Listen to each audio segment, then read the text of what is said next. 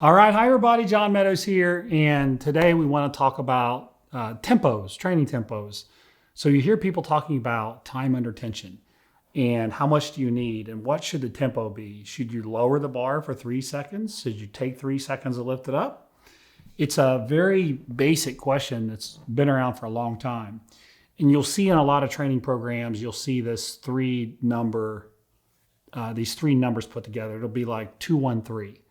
And two will be like how long it takes you to lift the weight concentrically, like how long it takes you to curl, so 2 seconds. A one would mean like a 1 second pause.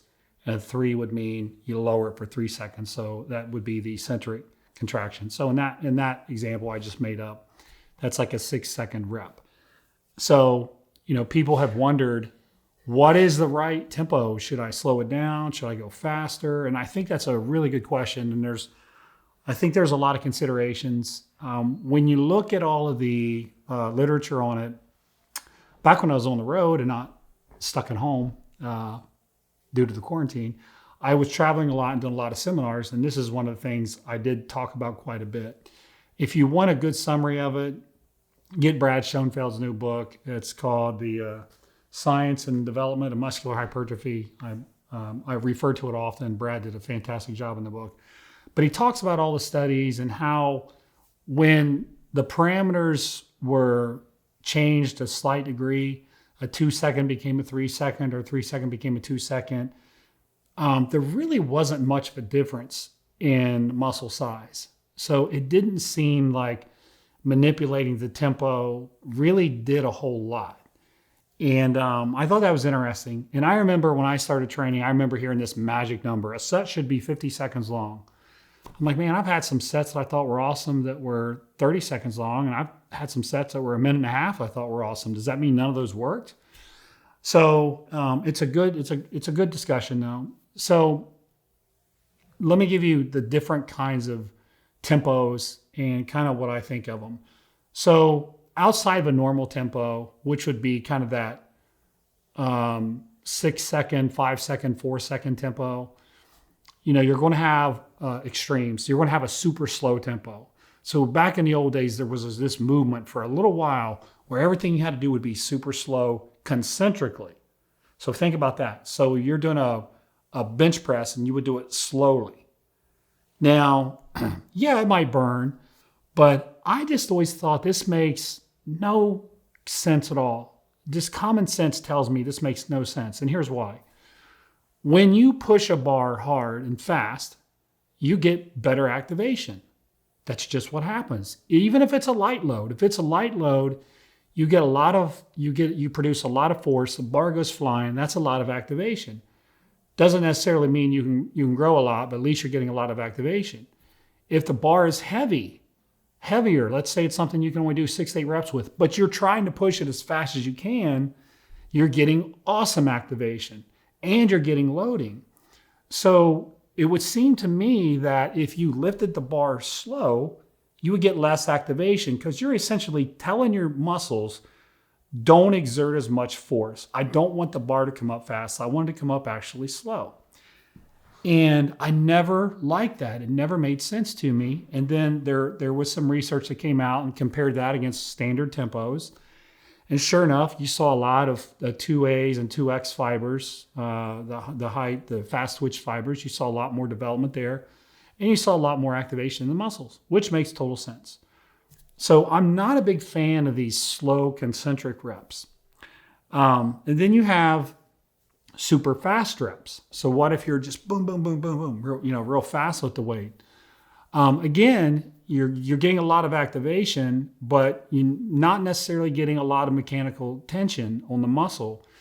I don't want to bore you with all the details, but the actin and myosin, so these little filaments inside the muscle, they're not locking and they're not creating a lot of tension. The velocity is too high. Well, they lock, but then they unlock. So the bottom line is if you're going too fast with your reps, super high velocity, it's teaching you to exert force, but it's not going to really add a lot of muscle. And by the way, I love that training for athletes. So if you're an athlete, those explosive repetitions with lighter weight actually do help you become a better athlete. They're just not going to make you, you're just not going to get as big as Ronnie Coleman. Well, nobody will get as big as Ronnie Coleman. There was one thing that's been really interesting to me. So when I think about a slow eccentric contraction, I usually think 3 seconds. A normal one, 2 seconds, 1, 2. If I'm going to go slow, it's 1, 2, 3. That's literally the only tempos I use that are different for the most part. But every once in a while, you'll see me do something where it's a little faster. I may lower the weight a little faster. And I think that's where you can get into some good debates. So when you have this high speed lengthening of the muscle fiber, so let's say you're dropping down fast, boom, on a squat, and you come right back up. Now, if you remember, the best legs in the world used to squat like that, Tom Platz. Best legs in the world, and you'd see him just, bam, bottom out and back up. Now, there's a lot of people that would think that high-speed lengthening of the muscle creates a lot of tension. And I think there is something to that. I think the key would just be you have to still be in control of the muscle. You still have to have impeccable form. You'd have to have a very advanced mind-muscle connection to do that. But when I see someone with a kind of a fast eccentric, I don't necessarily think, well, they don't know what they're doing. That's too fast. They're not going to grow.